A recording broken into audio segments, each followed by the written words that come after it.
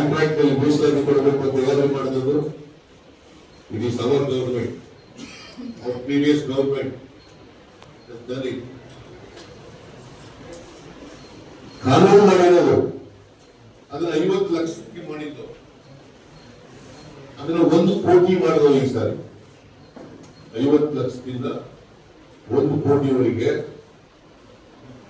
ಯಾವುದೇ ಇಎಂಡಿ ಇದ್ದೇನೆ ಕಾಂಟ್ರಾಕ್ಟ್ ನಲ್ಲಿ ರಿಸರ್ವೇಶನ್, ಉದ್ಯೋಗಗಳಿಗೆ ಕಾಂಟ್ರಾಕ್ಟ್ ನಲ್ಲಿ ರಿಸರ್ವೇಶನ್ 1 ಕೋಟಿವರೆಗೆ ಆಯ್ತಾ. ಆಮೇಲೆ SCP 2SP ಆಕ್ಟ್ ಮಾಡಿದ್ರು 70 ತಲಾಕ್ ಅವ್ರು ತೆಗೆದ್ರ ಅವರು 499ರಿಂದ 3 ವರ್ಷ ಬಿಜೆಪಿ ಯಾವ ತರ ಮಾಡಿದಾರ. ಆಮೇಲೆ SCP 2SP ಆಕ್ಟ್ ಮಾಡಿದವರು ಯಾರು? It is Congress government, it is my government.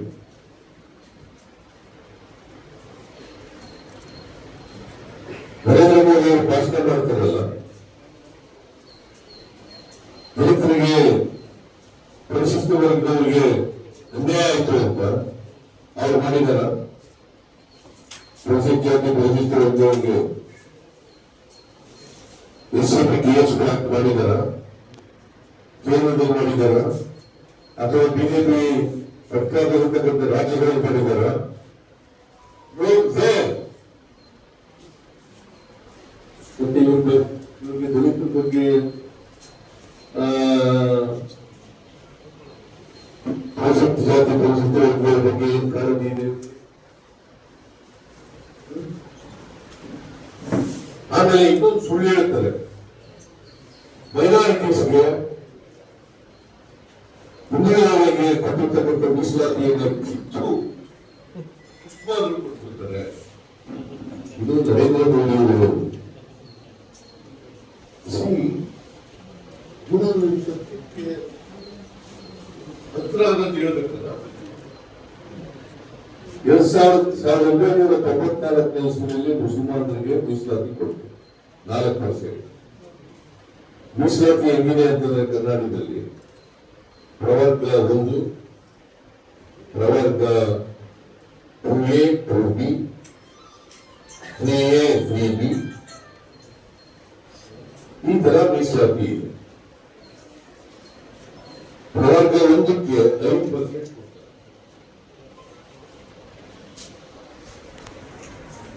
ಪ್ರವರ್ಗ 2ಗೆ 15% ಕೊಡ್ತಾರೆ, ಪ್ರವರ್ಗ 2Bಗೆ 4% ಕೊಡ್ತಾರೆ, 3Aಗೆ ಅದು 3Aನಲ್ಲಿ 4%, 3B 5%. 3Aನಲ್ಲಿ ಅದರ್ ಕಮ್ಯುನಿಟೀಸ್ ಬರ್ತದೆ, 3Bನಲ್ಲಿ ವಿದ್ಯಾರ್ಥಿಗಳು ಅಂದಾಗ ಸೆನ್ಸೆಕ್ಸ್ ಕಟ್ಟೋದು ಅವ್ರಿಗೆ 5%.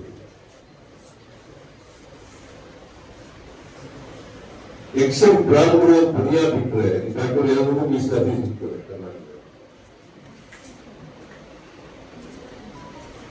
4% ಮೀಸಲಾತಿ ಮುಸಲ್ಮಾನರಿಗೆ 1994ನೇ ಇಸ್ವಿಯಲ್ಲಿ ಕೊಟ್ಟರು. ಅದಕ್ಕೋಸ್ಕರನೇ 2B ಆಗಿರೋದು, 2B ಆಗಿರೋದು. ಅದು ಚಿನ್ನಪ್ಪರೆಡ್ಡಿ ಆಯೋಗದ ಶಿಫಾರಸಿನ ಮೇಲೆ ಕೊಟ್ಟಿದ್ದಾರೆ. ಸುಮಾರು 30 ವರ್ಷದಿಂದ ಜಾರಿಯಲ್ಲಿ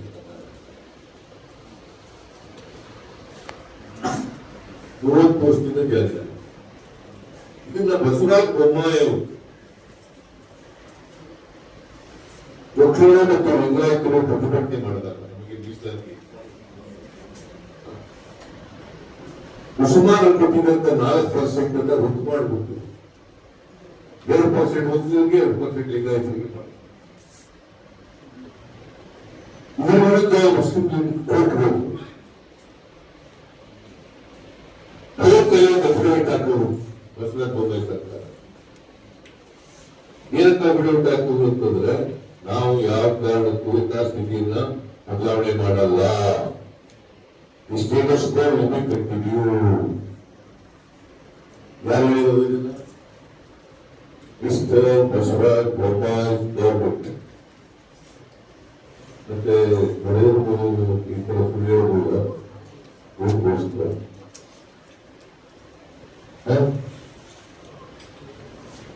ನೀವು ಅದನ್ನ ಏನ್ ಬರ್ಬೋದು ಮುಸಲ್ಮಾನರಿಗೆ ಹಿಂದುಳಿದವರಿಗೆ ಕೊಟ್ಟದ್ದು ಮುಸ್ಲಾಮಿಯಿಂದ ಕಿತ್ತು ಮುಸಲ್ಮಾನರಿಗೆ ಅನ್ಯಾಯ ಅಲ್ಲ ಇನ್ನೊಂದು ಅನ್ಯಾಯ 15% ಪ್ರಯೋಜನವಿದೆ ಪ್ರಯೋಜನದಲ್ಲಿ 5% ಇದ್ದೇವೆ ಕ್ರೀಡೆಯಲ್ಲಿ 4% ಇದ್ದೇವೆ ಕ್ರೀಡೆಯಲ್ಲಿ 5% ಇದ್ದೇವೆ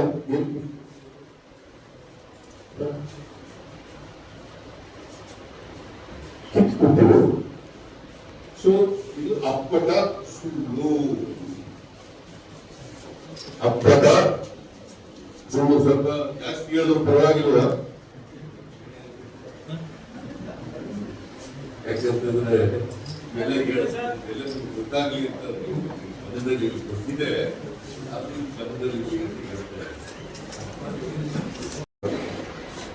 ಮತ್ತೆ ಸತ್ಯಕ್ಕೆ ಹತ್ತಿರವಾದಂತ ಟೀಕೆಗಳನ್ನ ಏನ್ ಟೀಕೆ ಮಾಡೋದು ಅಂತಂದ್ರೆ ಈ ಗ್ಯಾರಂಟಿ ಯೋಜನೆಗಳನ್ನ ಗ್ಯಾರಂಟಿ ಅಭಿವೃದ್ಧಿ ಕೆಲಸಗಳಿಗೆಲ್ಲ ಅದು ಮುಗಿರೋದನ್ನ ಅಂತೆ ನಾವು ಇದನ್ನು ಜಾರಿ ಮಾಡಿದ್ದೀವಿ ಅಭಿವೃದ್ಧಿ ಕೆಲಸಗಳು